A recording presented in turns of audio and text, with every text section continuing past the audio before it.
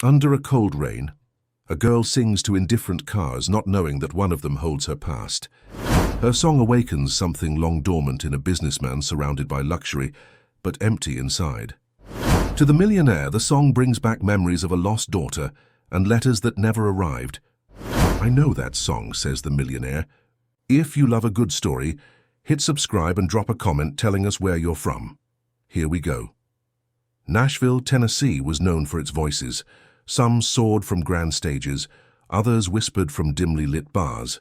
But Ellie Parker's voice rose from the asphalt of East Nashville, where dreams often died quiet deaths. At 12 years old, she sang while scrubbing tires and washing windshields at her uncle's car detailing business. Her voice carried ancestral weariness, like she'd lived 1,000 lives before this one. That Tuesday morning, as storm clouds gathered above the city skyline, Ellie's voice cut through the humid air like a revelation. She was on her knees, scrubbing the chrome wheels of a Bentley Continental GT, her small hands moving in rhythmic circles across the expensive metal. The song she sang wasn't one you'd hear on country radio. It was something older, something that seemed to emerge from the soil itself, a melody passed down through generations. Inside the Bentley sat Alexander Reed, 43 years old, and worth more than the entire zip code. He'd stopped for a detail on his way to acquire yet another failing business to add to his portfolio.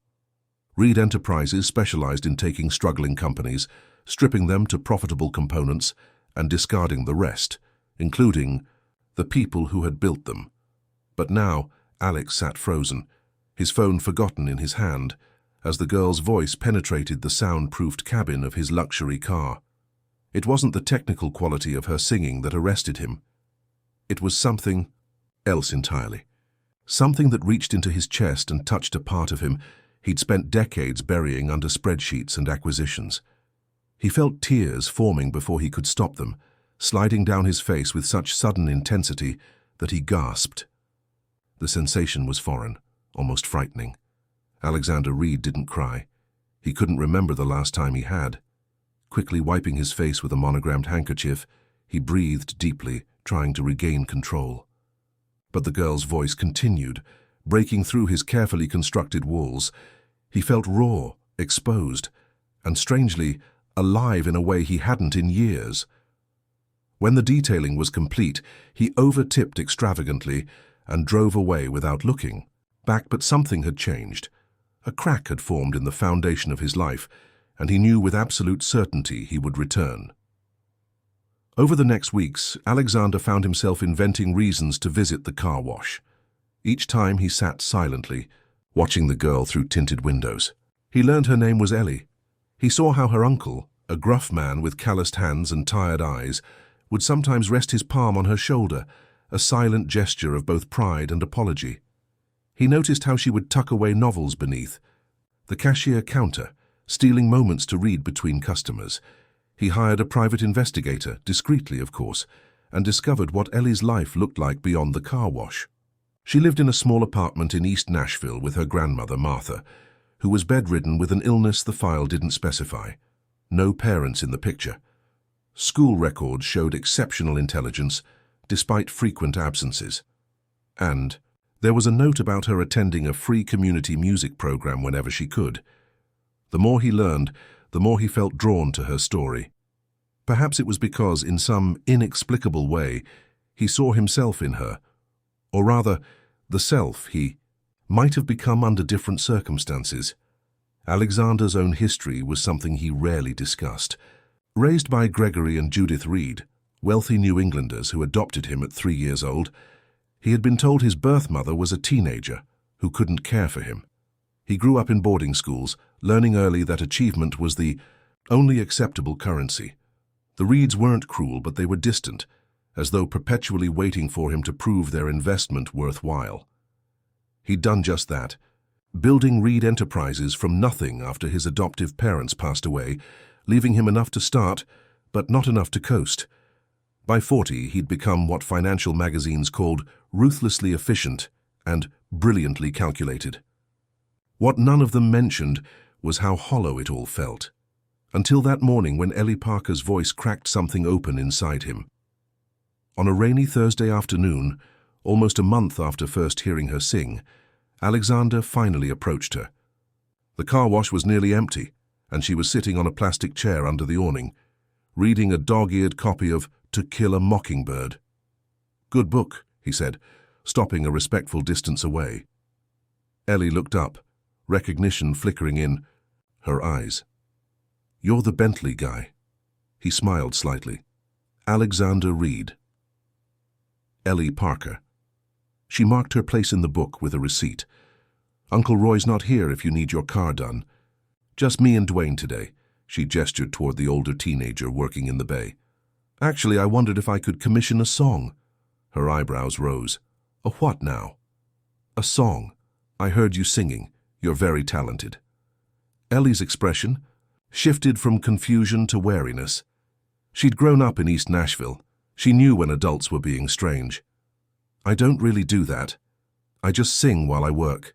$500, he said, then immediately regretted it when her eyes narrowed. "For what exactly?" The suspicion in her voice made him realize how this must seem. "Nothing inappropriate," he said quickly. "My company is hosting a charity event next month. We need entertainment. Your voice is extraordinary." It was a lie, but a harmless one, he thought, a way to help without charity, which he suspected she would reject. Ellie studied him for a long moment. "I'd need my uncle's permission." Then, with a directness that startled him, "Why me? There's a million singers in Nashville." The question caught him off guard. Why indeed? He could have hired any number of professional musicians. The truth, that her voice had made him cry for the first time in decades, that something about her reminded him of a past he couldn't quite remember, was too complex to explain. "Sometimes, talent shows up in unexpected places," he said finally. She didn't look convinced, but she nodded slowly. "I'll ask Uncle Roy to call you." That evening, Alexander sat in his penthouse overlooking the Cumberland River, wondering what he was doing. This wasn't like him, approaching a child from a car wash, inventing charity events. Yet he couldn't shake the feeling that meeting Ellie was somehow significant, as though the universe had orchestrated their connection. Roy Parker called the next day, his voice gruff with suspicion. Alexander smoothly explained the fictional charity event, offering double the original amount and promising proper contracts and supervision. Roy asked blunt questions about Alexander's intentions, making it clear he would protect his niece at all costs. Something about Roy's protective nature struck Alexander. It was how a father should be, he thought, not like the polite distance Gregory Reed had maintained. 2 days later, Alexander found himself sitting in the modest community center where Ellie practiced with other young musicians. She sang an original composition about rivers and mountains and memories that live in the blood. Her voice filled the small room, causing conversations to stop and heads to turn. When she finished, the room erupted in applause. Alexander remained seated, overwhelmed by emotion he couldn't name. It wasn't just her talent. It was something about her presence, her resilience. She stood there, small but somehow ancient, with eyes that had seen too much and shoulders that carried invisible weight. For the first time in his life, Alexander Reed felt the stirring of a purpose beyond acquisition and expansion. He didn't understand it yet, but something was awakening, something that had been dormant since he was a small boy torn from a life he could no longer remember. Across the room, Ellie met his gaze. She gave a small questioning nod as if to ask, "Was that what you wanted?" It wasn't. It was something he hadn't known he needed.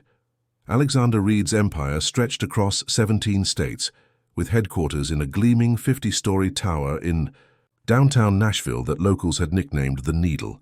From his office on the top floor, the city looked like a miniature model, something he could rearrange at will. And for the most part, he could.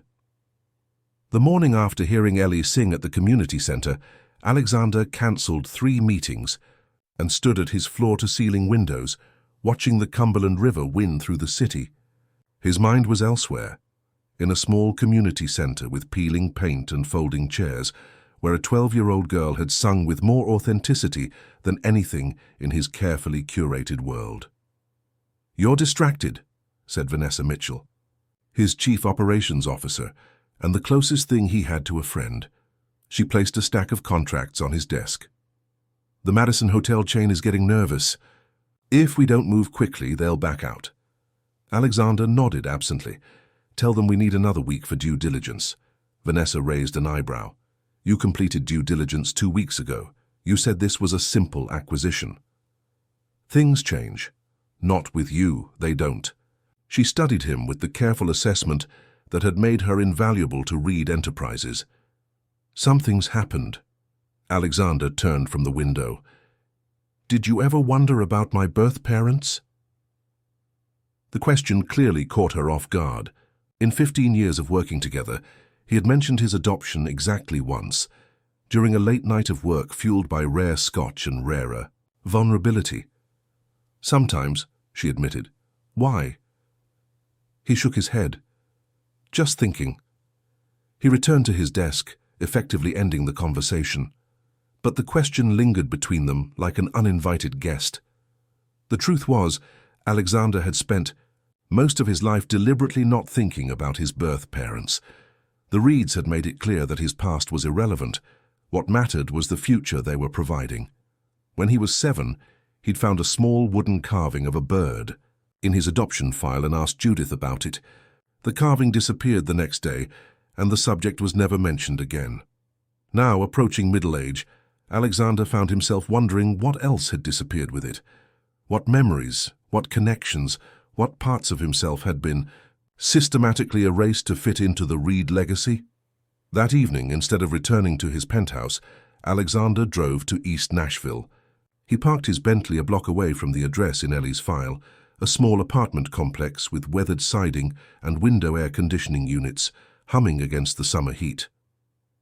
He wasn't entirely sure why he was there. To see where she lived? To understand something about her life? It felt invasive, yet he couldn't stop himself. Something about Ellie Parker had awakened questions he'd spent a lifetime avoiding. As he sat in his car, he saw her emerge from the building, carrying a plastic shopping bag. She walked with purpose to the convenience store on the corner. Alexander watched as she carefully selected items, counting change in her palm before paying. When she exited, he was surprised to see her turn not toward home, but down a side street. Against his better judgment, he followed at a distance. 3 blocks later, she stopped at a small house with a wheelchair ramp. An elderly woman sat on the porch, her thin white hair catching the evening light. "Miss Caroline," Ellie called, holding up the bag. "I brought your magazines and those butter cookies you like." The old woman's face lit up. "Ellie, girl, come sit with me a spell."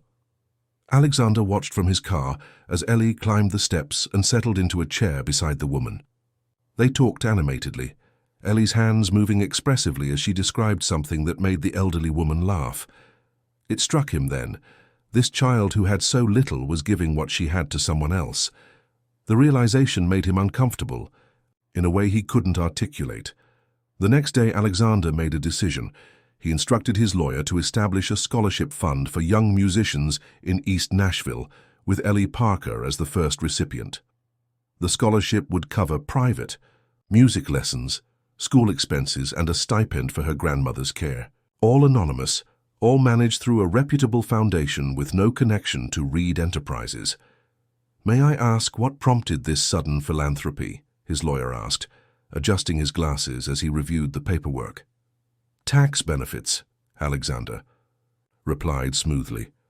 They both knew it was a lie.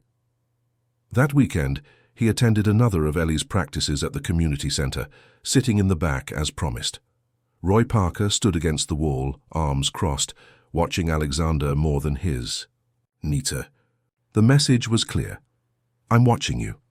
After Ellie finished her song, another original composition that left the room silent for several heartbeats before erupting in applause, Alexander approached Roy. "Your niece has extraordinary talent," he said. Roy's expression remained guarded. "Didn't get it from our side of the family. Must have come from her mother's." "Is her mother gone?" Roy said firmly. "Has been since Ellie was a baby. It's just her and Martha now, my mother." Alexander nodded, understanding the boundaries being drawn. "The charity event is in 3 weeks. We'll need Ellie for rehearsals if that's still acceptable." She can do Tuesdays and Thursdays after school, 2 hours max. I'll drive her there and back. Of course. As Alexander turned to leave, Roy added, Mr. Reed, I searched you up online. You're worth what, $1 billion or something? Alexander stiffened slightly.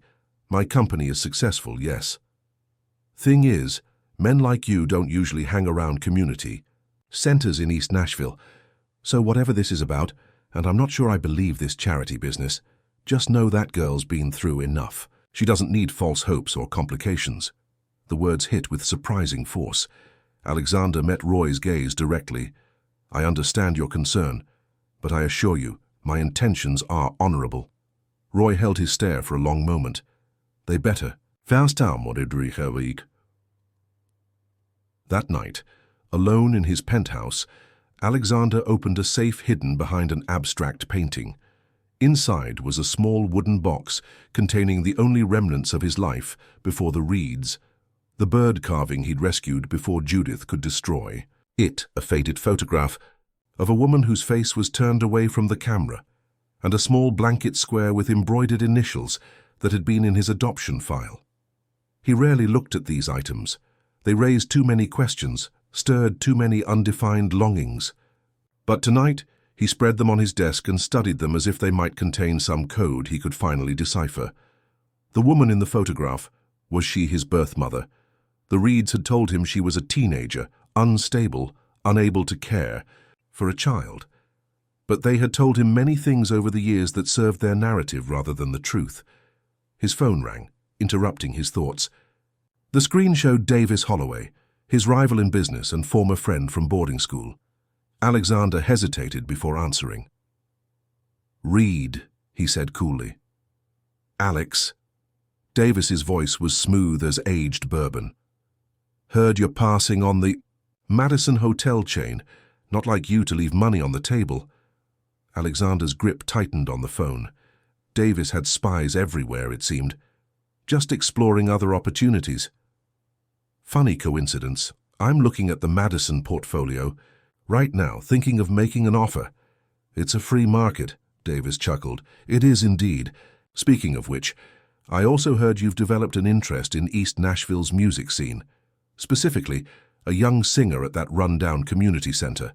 Unusual for a man of your refined tastes. Alexander felt a cold anger spread through his chest. You're having me followed. Let's call it keeping tabs on an old friend. We do operate in the same circles, after all.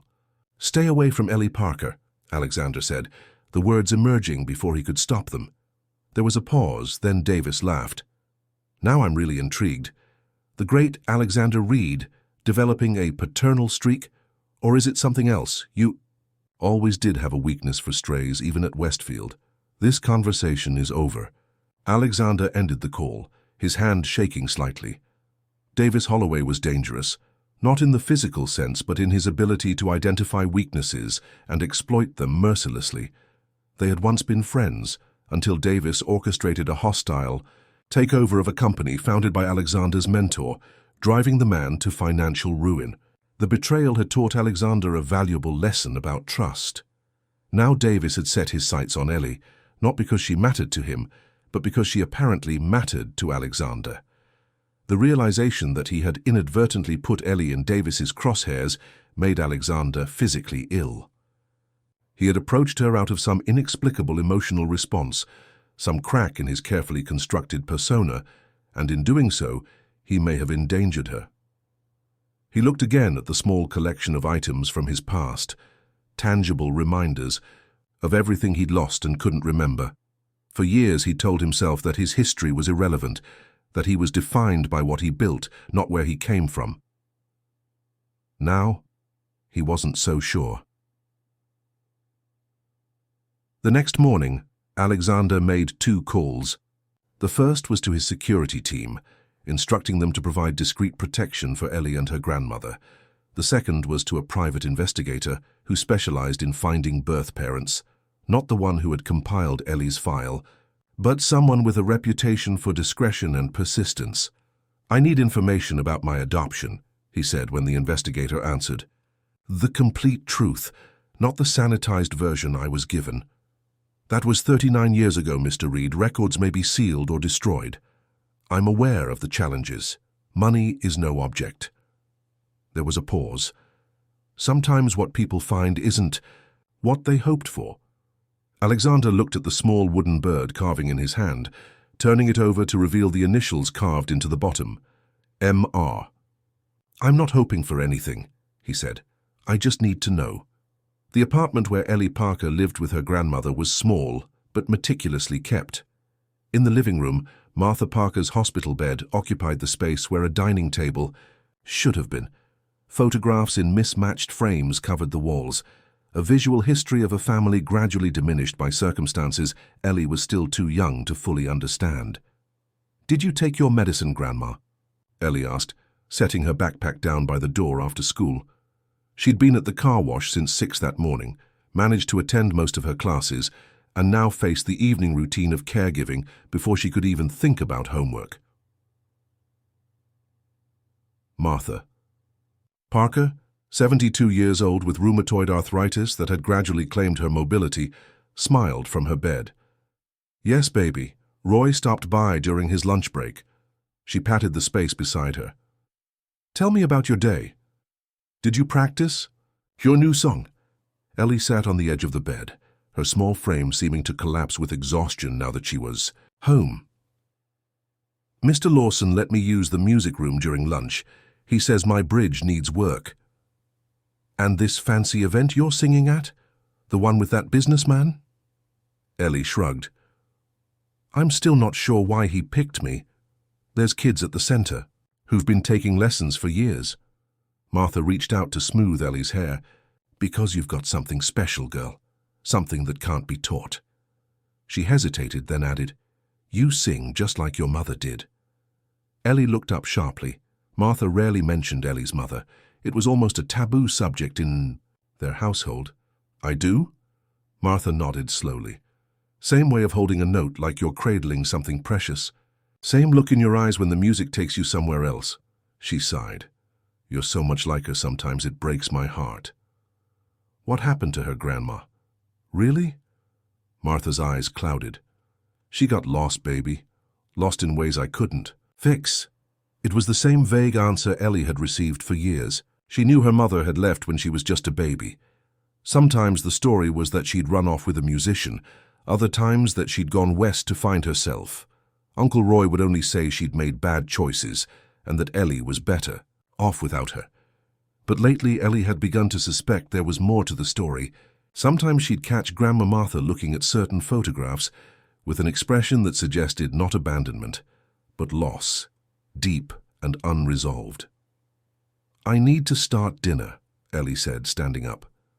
"Ms. Caroline gave me a recipe for chicken. Hand rice, she says, is foolproof. That woman's been feeding half the neighborhood since before you were born." Martha smiled. "How is she doing with her treatments?" "Better, I think. She was on her porch yesterday." As Ellie moved around their small kitchen, her mind drifted to Alexander Reed.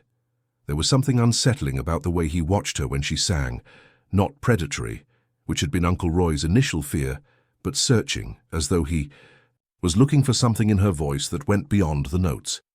The charity event he'd invented seemed increasingly transparent as an excuse, though Ellie couldn't figure out his true motive.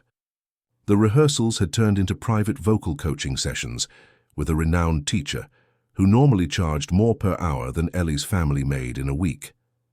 Yesterday, when Ellie had mentioned needing to cut the session short to help Grandma, Martha with her physical therapy, Alexander had immediately offered to hire a professional therapist. Uncle Roy had flatly refused, his pride visibly wounded. "Parkers take care of their own," he'd said firmly. On the bus ride home, Ellie had felt torn between gratitude for Alexander's offer and understanding of her uncle's response. They'd been managing, barely, since Grandma's condition worsened, and the medical bills started piling up. Uncle Roy worked 2 jobs, and Ellie did everything she could to help, from the car wash to odd jobs around the neighborhood. They were surviving, but the constant worry about money cast a shadow over everything. That evening, after Grandma Martha had fallen asleep, Ellie pulled out her songwriting notebook, a battered composition book with pages wavy from humidity and use. She wrote songs the way other kids kept diaries, filling the pages with observations and feelings she couldn't express any other way. Her newest song was about a bird trying to fly with one broken wing, stubborn, determined, but ultimately grounded. Miss Caroline had called it too sad for such a young person, but it felt true to Ellie. Sometimes she wondered if happiness was something that happened to other people, people born into different circumstances, with intact families and futures unburdened by constant struggle. The next morning she arrived at the car wash to find Alexander Reed waiting, leaning against his Bentley in the empty lot. "You're early," she said, approaching cautiously. Uncle Roy wouldn't arrive for another hour, and Dwayne was chronically late. "I have a proposition," Alexander said. "A legitimate one," he added quickly, seeing her expression. "The vocal coach thinks you're ready for recording." Recording? What? A demo, professional quality, at Blackbird Studio? Ellie's heart jumped despite herself. Blackbird was legendary in Nashville. Artists like Taylor Swift and Keith Urban recorded there. That would cost thousands of dollars. The foundation is covering it. Your talent deserves proper documentation. The foundation was clearly Alexander himself, though he maintained the fiction. Ellie hesitated, torn between suspicion and longing. A professional recording could open doors she'd only dreamed about, maybe even lead to opportunities that could help Grandma Martha get better treatment. "Why are you doing all this?" she asked finally. "The real reason." Alexander seemed to consider his words carefully. "Your voice reminds me of something I've lost, something important." "What?" "I don't know yet." His honesty surprised her. "But I'm trying to find out." Before she could respond, Uncle Roy's truck pulled into the lot. Alexander straightened. "Think about the recording. Talk it over with your uncle. It's a genuine opportunity, no strings attached." As he drove away, Ellie felt the familiar weight of adult complications settling on her shoulders. She was 12 years old, but had long ago learned that childhood was a luxury some people couldn't afford. Her days were structured around responsibilities, helping at the car wash, caring for Grandma, maintaining her grades so she might someday qualify for scholarships. There was little room for dreams, yet they persisted, like wildflowers growing through concrete. That afternoon, a letter arrived informing Ellie that she'd been selected for a music scholarship covering private lessons, educational expenses, and a stipend for family medical needs. The letterhead bore the name of a foundation she'd never heard of, but she immediately suspected Alexander's involvement. Uncle Roy was suspicious. "This came out of nowhere. They just picked you randomly." "Maybe Mr. Lawson recommended me," Ellie suggested, referring to her supportive music teacher at school. "He's always saying I should have proper training." Roy studied the letter again. "This is a lot of money, Ellie. People don't just give away money without wanting something in return. It says it's a scholarship for talented kids who can't afford lessons. And it just happens to show up after that Reed guy starts hanging around?" Roy shook his head. "I don't trust it." But Grandma Martha, who had been listening from her bed, spoke up. "Roy Parker, don't you dare let your pride stand in that girl's way. If someone wants to help Ellie develop her gift, we should be grateful." "It's not about pride, Mama. It's about knowing there's no such thing as a free ride." "Maybe not," Martha conceded, "but sometimes God sends opportunities wrapped in unexpected packages." Eventually, Roy relented, though he insisted on meeting with the foundation representatives personally. Ellie suspected Alexander would ensure whoever showed up would maintain the fiction of the scholarship being unrelated to him. That night, unable to sleep, Ellie crept to the small box where Grandma Martha kept family documents. She'd never gone through it before. It had always seemed off-limits, but something about Alexander Reed's interest in her voice had awakened questions about her own history. Inside, she found birth certificates, old medical records, and a small bundle of letters tied with faded ribbon. The letters were addressed to Martha Parker from someone named Sarah Winters, dated nearly 40 years earlier. Ellie hesitated, then carefully untied the ribbon. The letters described a close friendship between the two women who had apparently worked together at a textile factory in the 1980s. Sarah wrote about her young son, about an abusive relationship she was trying to escape, about dreams of a better life. The last letter, dated when Ellie's mother would have been around 8 years old, mentioned Sarah's fear that they would take her son away because of false accusations. After that, the correspondence stopped abruptly. Ellie carefully returned the letters to their place, more confused than enlightened. Who was Sarah Winters and what connection did she have to their family? Why had Grandma Martha kept these letters all these years? Before she could replace the box, a small photograph slipped from between some papers. It showed a young woman holding a baby, her face partially turned away from the camera. On the back was written, "Miranda with Ellie 2010. Ellie stared at the image of her mother, one of the few she'd ever seen. There was something in Miranda Parker's expression that haunted her, a mixture of love and fear, as though she was both cherishing the moment and dreading what might come next. The next day at the car wash, Ellie found herself watching the customers more carefully, studying their faces, wondering if any of them might be connected to her past. It was foolish. She knew Nashville was a city of hundreds of thousands, and her mother had been gone for over a decade. Yet something about Alexander Reed's search for his own history had stirred these questions in her. When Alexander arrived for his now regular detailing appointment, Ellie approached his car with unusual directness. "The scholarship came," she said without preamble, "from your foundation that doesn't exist." Alexander's expression remained neutral. "I'm glad to hear you qualified." "Why didn't you just tell my uncle the truth, that you're behind it? Would he have accepted it if I had?" Ellie considered this. "Probably not. Sometimes indirect help is the only kind people will accept." He studied her for a moment. "You look troubled today. Is everything all right?" She hesitated, then asked, "Have you ever tried to find your birth parents?" Surprise flickered across his face. "Recently, yes. Why do you ask?" "Just wondering what makes people search for things they've never known." Alexander's gaze softened. "Sometimes it's about understanding who you are. Other times it's about filling an emptiness. You can't explain." He paused. "Are you looking for someone, Ellie?" She thought about the photograph, about the letters to Grandma Martha, about the stories that didn't quite add up. "I'm not sure yet," she said finally, "but I think I might be." Davis Holloway's office occupied the entire 43rd floor of a building that stood in deliberate competition with Alexander Reed's Needle. Where Reed's headquarters was all sleek minimalism and restrained elegance, Holloway Industries embraced ostentatious luxury, marble floors, gold fixtures, and a reception area dominated by a massive painting of Davis himself. "You found something," Davis said, not looking up from his computer as his private investigator entered the office. Marcus Ellis set a folder on the glass desk. "Interesting connection between Reed and the Parker girl. Seems he's funding her music education through a shell foundation. Also hired private security to watch her apartment building."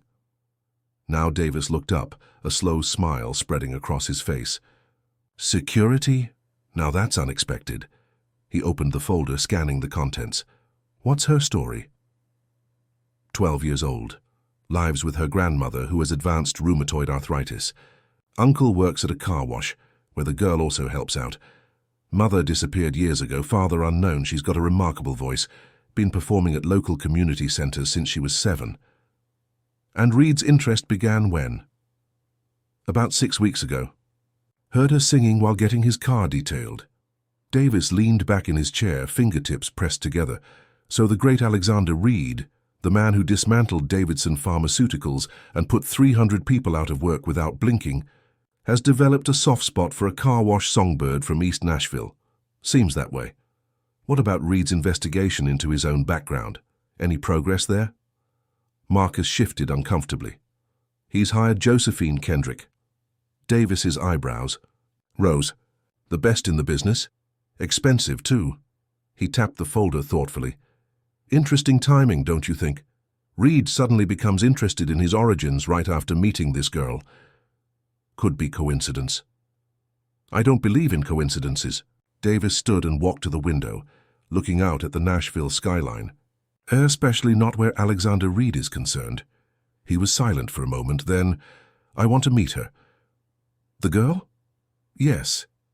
Arrange it through proper channels. Perhaps Holloway Industries is interested in sponsoring young musical talent. He smiled thinly. After all, we're known for our community involvement. Reed has her pretty well insulated. The uncle screens everything. Then approach the uncle. Offer him something he can't refuse. Davis turned back to face Marcus. Everyone has a price, Ellis. It's just a matter of finding the right currency. Across town, in the pristine recording booth of Blackbird Studio, Ellie Parker stood before a microphone worth more than everything her family owned. She adjusted the headphones, which felt too large for her small frame, and looked through the glass at the sound engineers and Alexander Reed, who sat silently in the corner. "Whenever you're ready, Ellie," came the producer's voice through her. Headphones. She closed her eyes and began to sing, not one of the polished songs the vocal coach had been working on with her, but her own composition about the bird with the broken wing. Her voice filled the booth, raw and genuine, carrying emotions no 12-year-old should have had to understand. In the control room, Alexander sat motionless, transfixed. Something about the melody tugged at the edges of his memory, not a specific recollection, but a feeling, like remembering the sensation of a dream upon waking. "She's incredible," the producer murmured. "Where did you find her?" "A car wash." "In East Nashville," Alexander replied, not taking his eyes off Ellie. Seriously, with that voice, she should be on Nashville Star or one of those TV competitions. Alexander shook his head slightly. That's not the right path for her. "With respect, Mr. Reed, what do you know about the music industry?" "Nothing," Alexander admitted, "but I know about exploitation, about turning people into commodities." He stood. "She deserves better than that." When the session ended, Ellie emerged from the booth, looking both exhilarated and exhausted. "How was it?" she asked, her confidence momentarily faltering. "Perfect," Alexander said simply. Uncle Roy, who had insisted on being present despite having to take unpaid time off work, approached with a protective air. "So, what happens? With this recording now?" "That's up to Ellie," Alexander replied. "It's her voice, her art. The foundation simply provided the opportunity." Roy's expression remained skeptical, but Ellie's face lit up. "Could I get copies? For Grandma and Miss Caroline?" "Of course. We'll have it properly mixed and mastered." First, as they left the studio, Alexander noticed a black sedan parked across the street, one of Davis Holloway's preferred vehicles. His security team had reported increased surveillance over the past week, but this was the first direct evidence that Davis was closing in on whatever he thought he could use against Alexander.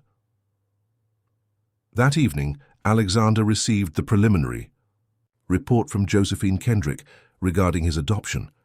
The information was sparse but troubling. Inconsistencies in the paperwork, suggestions of money changing hands, and references to a court order that seemed to have been pushed through with unusual haste. "Your adoption wasn't a standard procedure," Josephine explained over the phone. "There are indications that your birth mother didn't voluntarily relinquish her rights." Alexander's grip tightened on the receiver. "What does that mean?" "It means someone wanted you removed from your birth family badly enough to manipulate the system. I'm still working on identifying who and why." After hanging up, Alexander stared at the small wooden bird carving on his desk, turning it over to see the initials MR again. If his mother hadn't given him up willingly, what had happened? And why had the Reeds told him otherwise? 2 days later, Roy Parker received a visit at the car wash from a representative of Holloway Industries, offering a business opportunity that seemed too good to be true. A chain of premium car care centers across Tennessee, with Roy as the EU regional manager. The starting salary was 3 times what he currently made. "Why me?" Roy asked suspiciously. "Mr. Holloway has been impressed with your operation here," the representative said smoothly. "He believes in giving opportunities to hard-working individuals." "Bullshit," Roy said flatly. "This is about Ellie, isn't it? First Reed, now Holloway. What is it with you rich guys and my niece?" The representative's smile never faltered. "Mr. Holloway simply wishes to meet her. He's considering sponsoring several young musicians, and her name came up. Of course, any discussion would include you as her guardian." Roy crossed his arms. "And if I say no to this meeting, the job offer disappears." "I wouldn't put it quite so transactionally, Mr. Parker." "Yeah, you wouldn't," Roy said. "Get out of my car wash."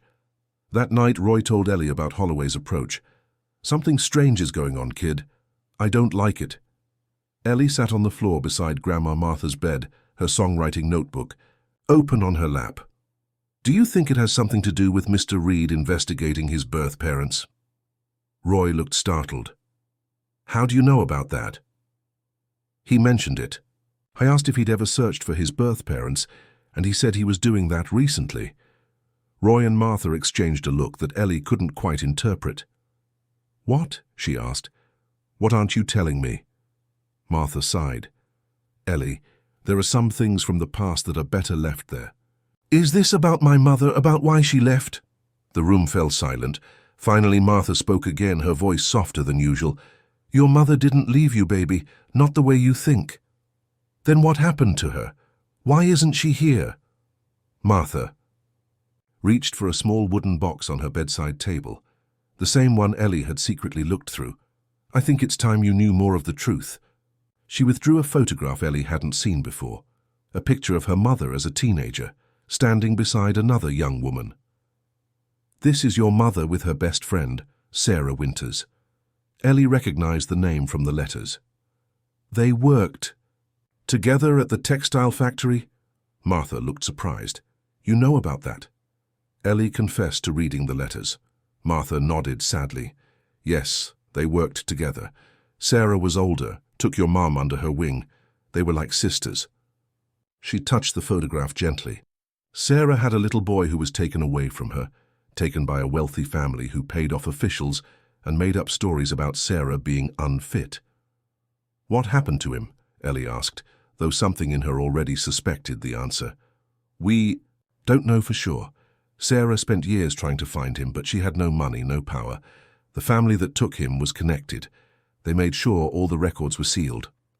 Roy, who had been listening silently, added, "Sarah passed away a few years back. Had Alzheimer's at the end, lived in that little blue house 3 blocks over. Your mum used to visit her every day." Ellie felt a chill. "The house with the wheelchair ramp? Where Miss Caroline lives now?" Martha nodded. "Caroline was Sarah's home health aide, stayed in the neighborhood after Sarah passed, been looking out for folks ever since." "And my mother?" Ellie pressed. "What happened to her?" Martha and Roy exchanged another look. "Your mother went through some very difficult times," Martha said carefully. "The circumstances of your birth were complicated. She loved you more than anything, Ellie, but she wasn't able to care for you the way she wanted to." "Is she still alive?" "Yes," Roy said after a moment. "But she's not well. Hasn't been for a long time." Ellie felt as though the room was tilting. All these years she'd believed her mother had abandoned her, chosen to leave. Now it seemed there was a different story, one her family had kept from her. "I want to see her," Ellie said firmly. "It's not that simple, honey," Martha replied. "She wouldn't recognize you, wouldn't recognize any of us." "Why not?" "She had a breakdown after you were born. The doctors call it postpartum psychosis, but it never really went away. She's been in a residential facility for years." Ellie felt tears forming but refused to let them fall. "All this time you let me think she just left, that she didn't want me." "We were trying to protect you," Roy said. "The truth is complicated." "The truth is always better than lies," Ellie responded, her voice shaking. Later that night, unable to sleep, Ellie recorded a voice memo on the old phone Uncle Roy had given her for emergencies. She sang a new song, one that emerged fully formed from the revelations of the evening, about hidden truths and family secrets. When she finished, she hesitated only briefly before sending it to Alexander Reed. The next morning, her phone showed a text message that simply read, "We need to talk. I think our stories might be connected."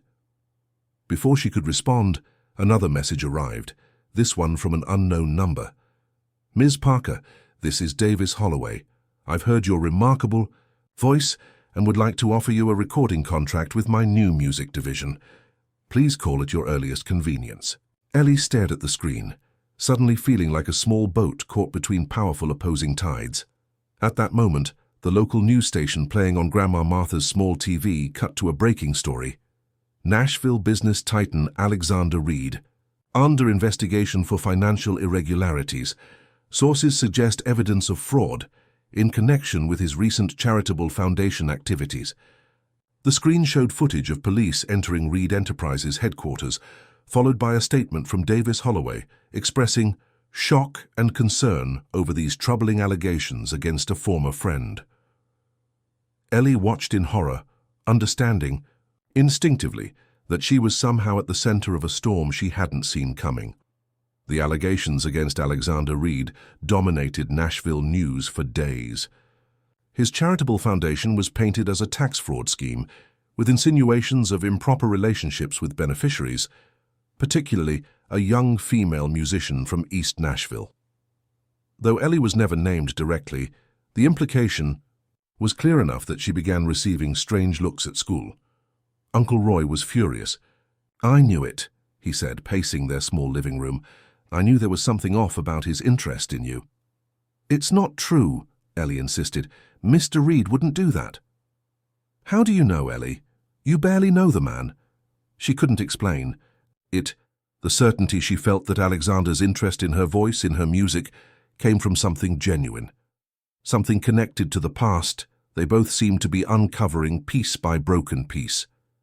Alexander himself had vanished from public view. His last text to Ellie about their stories being connected remained unexplained. His lawyer issued a brief statement denying all allegations and promising full cooperation with authorities, but Alexander made no appearances. Davis Holloway, meanwhile, was everywhere, giving interviews expressing deep disappointment in his former friend's behavior, while simultaneously promoting his new music initiative to support authentic Nashville talent. His offer to Ellie remained open, with increasingly persuasive messages sent through various channels. "He's offering $100,000, Roy said one evening, showing Ellie an official-looking contract that had arrived by courier. "Plus, full medical coverage for your grandma, private nursing care, everything we've been struggling to provide." "It's blood money," Ellie said quietly. "He's using me to hurt Mr. Reed." "Maybe," Roy acknowledged. "But does that matter if it helps your grandma, if it gives you a real shot at a music career?" Ellie looked over at Martha, who had been growing noticeably weaker over the past weeks. The medications were less effective, the pain more persistent. The scholarship from Alexander's foundation was in limbo due to the investigation, leaving them back where they started, perpetually short of money and medical care. "I need time to think," Ellie said finally. That night, she returned to the box of family documents, this time with Martha's permission. Together they went through the photographs, letters, and papers that told the fragmented story of their family. "Your mother was 17 when she met your father," Martha said, her voice heavy with old grief. "He was older, charming, said he was a songwriter, promised to make her a star. Was he?" Martha shook her head. "He was a predator, used girls like your mother, then disappeared. When she told him she was pregnant, he denied everything, said she was lying, that it could be anyone's baby." Ellie felt a coldness settle in her stomach. "So my father was not a good man," Martha finished firmly. "But that has nothing to do with who you are, Ellie. Nothing at all." Ellie absorbed this in silence, then asked, "What about Sarah? Winters, the one whose son was taken away?" Martha's expression softened. "Sarah was like family to us. When she lost her boy, something broke in her. She spent years searching, but the adoption was sealed tight, arranged by a powerful family named Reed." Ellie's breath caught. "Reed? Like Alexander Reed?" "I don't know if there's a connection. It was a long time ago, and Reed isn't an uncommon name." Ellie thought about Alexander's investigation into his own past, his reaction to her voice, the text about their stories being connected. Could it be possible? Was Alexander Sarah Winters' lost son? "I need to talk to Miss Caroline," Ellie said suddenly. "She took care of Sarah, right? She might know more." The next day after school, Ellie visited Caroline Wilson's small house with the wheelchair ramp. Caroline was in her garden, tending to a row of tomato plants despite the arthritic bend of her fingers. "Well, look who's here," Caroline smiled, straightening as much as her back would allow. "Been seeing you on the news, sort of. They don't say your name, but I know who they're talking about." "It's all lies," Ellie said, sitting on the garden bench. "But that's not why I'm here. I want to ask about Sarah Winters." Caroline's smile faded. "What about her?" "Grandma told me she used to live in this house, that she lost her son to a wealthy family." Caroline studied Ellie for a long moment. "Your grandma shouldn't be dredging up old heartaches." "Please, Miss Caroline, it might be important. The family that took her son, was their name Reed?" Caroline sighed deeply. "Come inside, child. This isn't a conversation for the front yard." Inside, the house was neat, but crowded with mementos. Photographs, knickknacks, small treasures collected over a lifetime. Caroline led Ellie to a small room that had clearly once been an office. A bulletin board covered one wall with yellowed newspaper clippings, photographs, and handwritten notes connected by red string, like something from a detective movie. "This was Sarah's war room," Caroline explained, "where she tracked every lead, every possible connection to her boy." She pointed to a newspaper clipping showing a young couple at a charity gala. Gregory and Judith Reed. They took her son. Ellie leaned closer. The photograph showed a handsome couple in expensive clothes, looking polished and confident. "Were they Alexander Reed's parents?" "Adoptive parents," Caroline corrected. "They renamed him Alexander. His real name was Michael Winters." Ellie felt goosebumps rise on her arms. How did they take him? Grandma said something about false accusations. Caroline's face darkened. They claimed Sarah was abusive, that the boy was in danger. Paid off doctors to say she had mental problems. Sarah was poor, working 2 jobs to make ends meet. She didn't have the resources to fight back properly. But why? Why would they want her son specifically? Because Judith Reed couldn't have children of her own, and she'd seen Michael at a church function. Decided he was perfect, had the right look, the right temperament. Like he was a puppy at a shelter instead of someone's child. Caroline's voice was bitter with old anger. Sarah fought as hard as she could, but the system was rigged against her. Ellie felt tears, threatening. Did she ever see him again? No.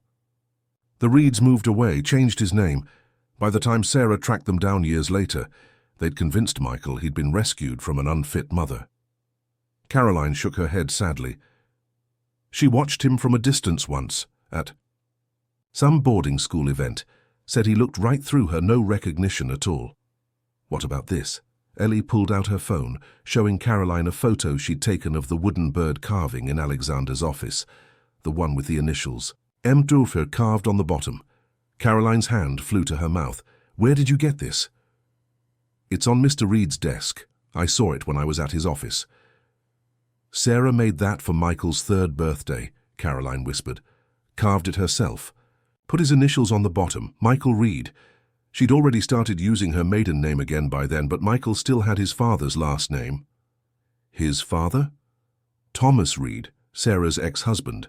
Caroline's eyes widened suddenly. "Oh, Lord, you don't know, do you? That part of the story?" Ellie shook her head. "Thomas Reed was Gregory Reed's younger brother. When they divorced, the Reed family decided Sarah wasn't good enough to raise a child with their precious name." Caroline's voice shook with anger. "So they took him, used their money and connections to erase Sarah from his life completely." Ellie sat in stunned silence, trying to process this revelation. If Alexander Reed was really Michael Winters, taken from his mother through manipulation and lies, no wonder he'd been so affected by Ellie's singing. Sarah had been like family to Ellie's mother. They might have shared songs, melodies passed down through the years, until they reached Ellie's voice. "There's one more thing you should know," Caroline said quietly, "about your mother and Sarah." "What?" "After Sarah lost Michael, Your mother was her only real support. They became even closer, more like mother and daughter than friends. When your mother got pregnant with you, it was Sarah who took care of her, who promised to help raise you. Caroline paused. The man who hurt your mother, who is your biological father, he came back when you were just a few months old, threatened your mother, said he'd take you away like Michael had been taken from Sarah. What happened? Sarah confronted him. There was a fight. He hurt Sarah badly, the kind of injury that never really heals. After that, your mother started to unravel. The fear, the trauma, it was too much. When she had to be hospitalized, Sarah helped your grandma get custody of you. Ellie felt as though the foundations of her life were shifting. So Sarah Winters was like a grandmother to me? Caroline nodded. She loved you something fierce. Girl, used to rock you to sleep singing the same song she once sang to Michael. She reached for a small box on a nearby shelf. I've been keeping these for when you were old enough to understand. Inside the box were more photographs, images of a younger Sarah holding a baby Ellie, of Ellie's mother and Sarah laughing, together, of the three of them in what looked like this very house. There's one more thing, Caroline said, reaching deeper into the box. She withdrew a small journal with a faded blue cover.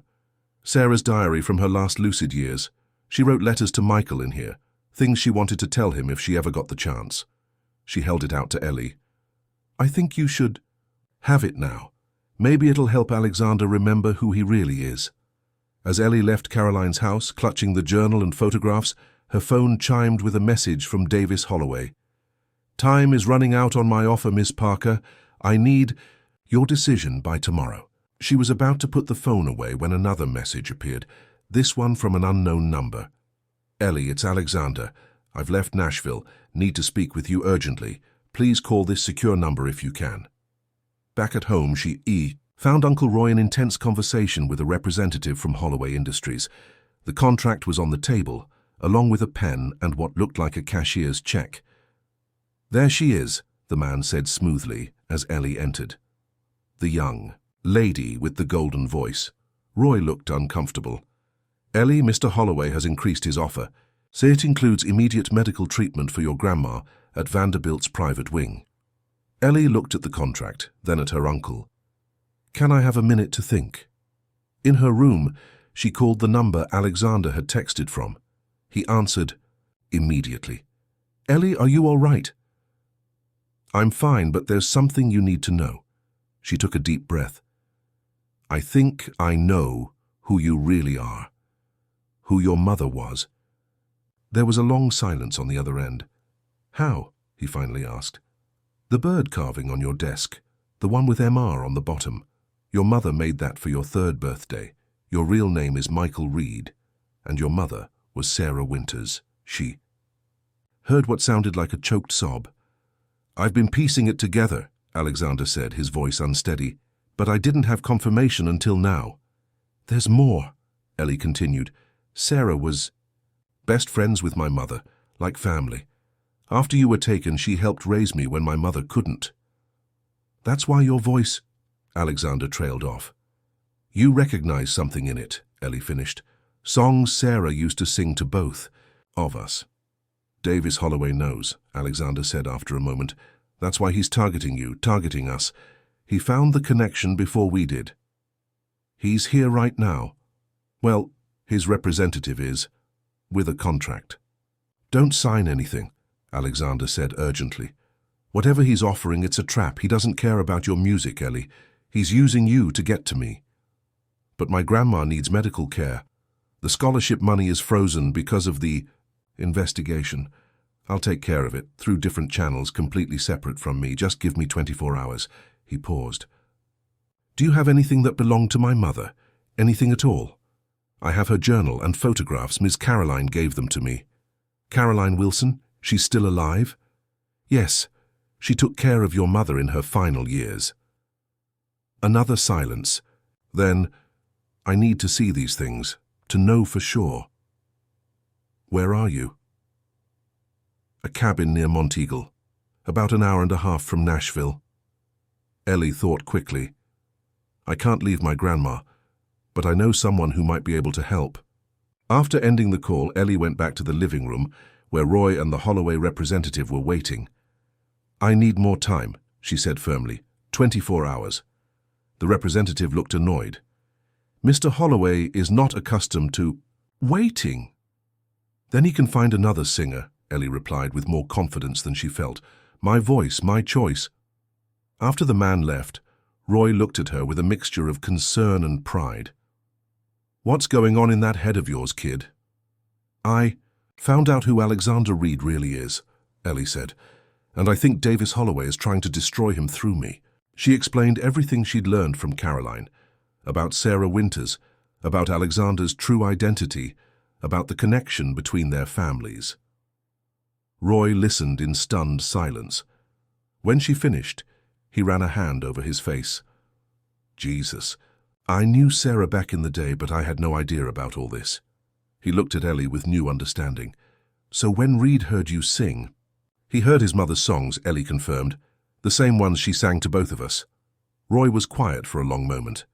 "What do you need me to do?" The cabin near Montiagle sat on the edge of a forest, overlooking a valley that seemed to stretch into infinity. It was simple but comfortable, a place designed for solitude rather than luxury.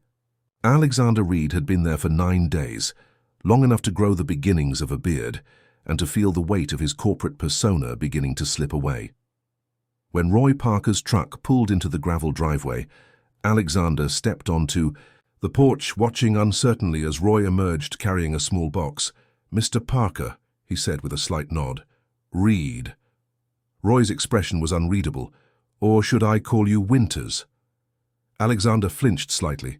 "Helly told you." "Everything." Roy handed him the box. "This is from her, said you'd understand." Alexander opened it with careful hands. Inside were the photographs Caroline had given Ellie, along with Sarah's journal. On top lay the small wooden bird, its wings spread in eternal flight, the initials MR, visible on its base.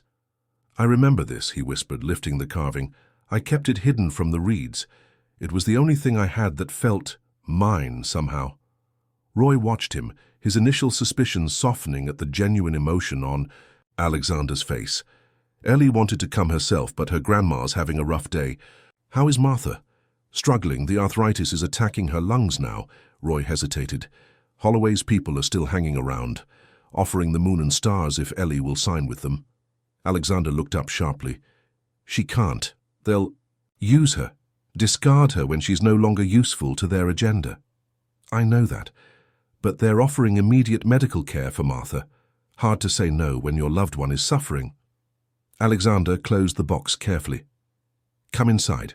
We need to talk." In the cabin's rustic living room, Alexander outlined what he'd discovered about his own past. The manipulation by the Reed family, the falsified reports about his mother's fitness, the systematic erasure of his true identity. As he spoke, he paged through Sarah's journal, occasionally pausing to read passages that pierced him with their simple maternal love. "My investigation also uncovered Davis's involvement," he added. "He found out about my search and started digging himself, not to help me but to find leverage. When he discovered my connection to Sarah Winters and then to Ellie through her mother's friendship with Sarah, he saw an opportunity to destroy you through Ellie," Roy finished. "Yes, the fraud allegations are baseless but effective. By the time they're disproven, the damage to my reputation will be done." Alexander looked up from the journal. "But that's not what matters now. What matters is protecting Ellie and getting Martha the care she needs." Roy studied him. "You really do care about them, don't you? It's not just about the connection to your mother." "When I heard Ellie sing that first day, something woke up inside me, something I didn't even know was sleeping." Alexander closed the journal. "I spent my entire adult life building walls, acquiring power, trying to fill a void I couldn't name. But it was never about money or success. It was about belonging, about family. So what's your plan? Holloway's not going to just back off." Alexander smiled slightly. "Actually, I'm counting on that." The next morning, Nashville's social media exploded with a new sensation, a song titled Mother's Lullaby, released by an anonymous artist identified only as The Voice of Truth. The accompanying video showed a montage of Sarah Winters with her son Michael, followed by images of Sarah with Ellie's mother, and finally recent footage of Ellie singing, all set to a haunting melody performed by both Ellie and a male voice that music critics immediately began speculating about. The description contained a simple message: some songs are passed down through generations. Some truths cannot be silenced. Davis Holloway was at his breakfast table when his phone began ringing incessantly. The video was rapidly going viral, with users connecting the dots between Alexander Reed's disappearance, the fraud allegations, and the story suggested by the images in the video. By noon, 3 major music publications had published articles questioning the timing of Holloway's sudden interest in music production and his connection to the fraud allegations against Reed. Social media detectives had already identified Sarah Winters in the old photographs and were piecing together the story of a child unjustly taken from his mother. Damage control now, Davis barked into his phone. I want that video removed from every platform, copyright infringement, whatever it takes. But the attempted suppression only fueled further interest. By evening, Mother's Lullaby had been shared millions of times, with Found Voice of Truth trending nationwide. Music industry insiders were publicly questioning Holloway's motives in pursuing a contract with the anonymous young singer everyone now recognized as Ellie. Meanwhile, Martha Parker was being admitted to Vanderbilt's top rheumatology center under the care of a specialist flown in from Johns Hopkins. The arrangements had been made through a medical advocacy non-profit with no connection to Alexander Reed, an organization Caroline Wilson had worked with during her years as a home health aide. Ellie sat beside her grandmother's hospital bed, reading aloud from Sarah's journal, stories of a little boy who loved birds and music, who sang before he could properly speak. Martha listened with tears in her eyes, occasionally adding her own memories of Sarah and Ellie's mother in younger, happier days. I wish you could have known your mother when she was well, Martha said softly. She had such light in her, such dreams. Like what? Ellie asked, hungry for these glimpses of the woman she barely remembered. She wanted to write songs, real ones, that told true stories about real people, not the manufactured stuff that was popular then. Martha smiled sadly. She had notebooks, full of lyrics, some of the same melodies you write now, though you couldn't possibly remember them. Maybe I do somewhere deep down, Ellie said. Maybe that's why Mr. Reed, Michael, recognized something in my voice. Music has a way of carrying memory, even when our minds forget. Martha reached for Ellie's hand. I'm sorry we kept so much from you. We thought we were protecting you. I understand now, Ellie said. And she did. The complex web of pain, loss and love that had shaped her family's choices. That evening, as Martha rested, Ellie sat in the hospital waiting area, working on a new song in her notebook. She looked up to see Alexander, or Michael as she was beginning to think of him, walking toward her, Roy at his side. It's working, Alexander said without preamble. Davis is backpedaling. The fraud investigation is already falling apart. Has witnesses recant their statements. What about your company? Ellie asked. Reed Enterprises will survive, though I'm not sure I want to return to it, at least not in the same capacity. He sat beside her. Thank you for the journal, for everything. It's transformative, learning who my mother really was. Roy cleared his throat. I'll check on Mama. He left them alone, his protective instincts, seemingly satisfied that Alexander posed no threat to his niece. The song is beautiful, Alexander said after a moment. Your voice and mine together, it feels right somehow. Like family, Ellie said simply. Yes, he hesitated. I've been thinking about what happens next for all of us. And I want to honor my mother's memory and help other families who've been separated by unjust systems. His eyes were clear, focused in a way they hadn't been before. I'm establishing a real foundation, transparent, properly structured, to provide legal support for family reunification cases. That sounds perfect, Ellie smiled. There's more. I'd like to convert part of Reed Enterprises into a music education and production company, not to exploit young talent, but to nurture it. To give voices like yours the support they deserve without the predatory aspects of the industry. He looked at her hopefully. Would you help me build it? Your perspective would be invaluable. Ellie considered this. I'd want to finish school first, and I'm not leaving Grandma Martha. Of course, there's no rush. Alexander smiled. We have time to do this right. 3 months later, Martha Parker was responding well to her new treatment protocol. The specialized medications were expensive, but covered by the insurance provided through the newly established Winters Foundation, named in honor of Sarah. Alexander had relocated to a modest house not far from the Parkers, though he maintained his downtown penthouse for business purposes. The fraud allegations had been officially dismissed, with Davis Holloway facing his own investigation for witness tampering and corporate espionage. Reed Enterprises continued to operate, though with a new division focused on ethical business practices and community investment.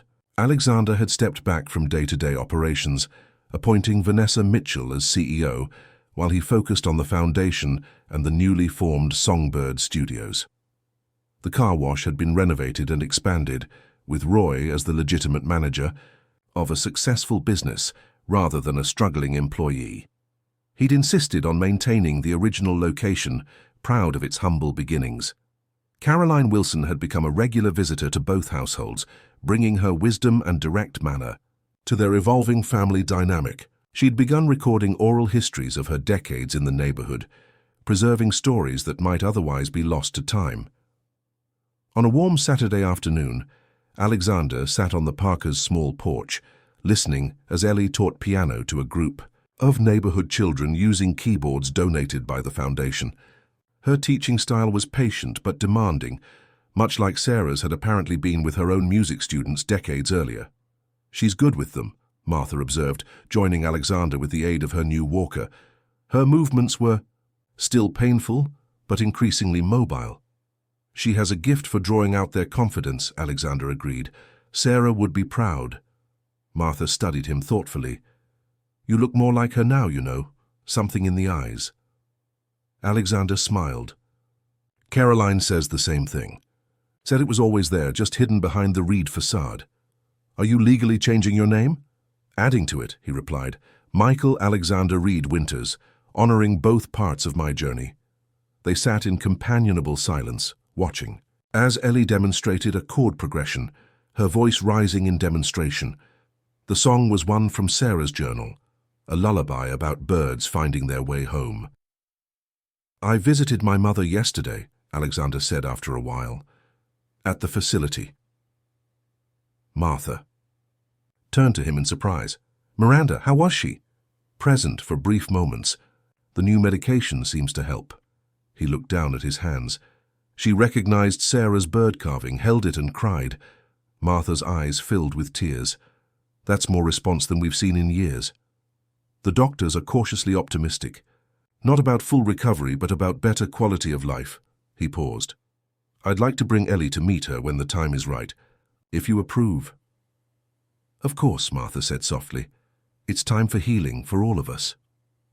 As the sun began to set, casting long shadows across the yard, the piano lesson ended. The children scattered to waiting parents, leaving Ellie alone at the keyboard. Without an audience now, she began playing something new, a composition that seemed to flow directly from her heart to her fingers. Alexander closed his eyes, letting the music wash over him. In it he heard echoes of Sarah's lullabies, strains of melodies that had somehow survived decades of separation and loss to find their way back to this moment, this porch, this family pieced together from broken parts. Ellie looked up and caught, his eyes smiling slightly, as she transitioned into a duet arrangement they'd been working on.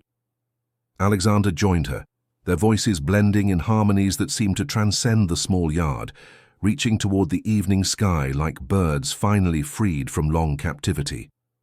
In that moment, surrounded by the family he'd found through music and truth, Alexander understood what Sarah had written in her final journal entry. Love doesn't end when we're separated. It waits, patient as stone until the circle can be completed again. The circle was complete now. Not perfect, not unmarked by the scars of their journeys, but whole in all the ways that mattered. As neighbors began gathering in the yard, drawn by the music as they often were these days, Ellie began a new song, one they'd written together about finding home in unexpected places. Alexander's voice joined hers, and then Roy's and Martha's and Caroline's, creating a tapestry of sound that rose into the evening air like a prayer of gratitude. Not for the ending of their story, but for its continuation, for the harmony they'd found together, note by imperfect note, in a song that would keep evolving for years to come. Every voice matters in this chorus, Alexander had written in the mission statement for Songbird Studios. Every story deserves to be sung, and so they sang. Not just that evening, but in all the days that followed. They sang of loss and finding, of breaking and mending, of the resilience of love across time and circumstance. They sang until their voices became a single current, flowing forward into a future built on truth rather than pretense, on connection rather than acquisition. They sang until the old wounds began to heal, until the missing pieces found their places, until the melody that had been interrupted decades before resumed its rightful course. They sang simply because they could, because music had brought them together when nothing else could have bridged the chasms between their worlds. And in that singing, they found themselves finally, irrevocably home. From her porch across the street, Caroline Wilson watched the gathering with tears in her eyes and a smile on her lips. "You see that, Sarah," she whispered to the evening air. "Your boy found his way back." The song came full circle. In the gentle breeze that stirred the wind chimes, she could almost hear Sarah's reply. Dear listeners, we hope the story of Ellie and Michael has touched your heart. To continue this emotional journey, we've prepared a special playlist with equally captivating stories. Find it by clicking to your left. If you enjoyed this tale of family bonds rediscovered through music, please subscribe to our channel and give this video a like. Every day we bring unique stories that explore life's complexities. Don't miss our upcoming content. We're waiting to hear your thoughts in the comments.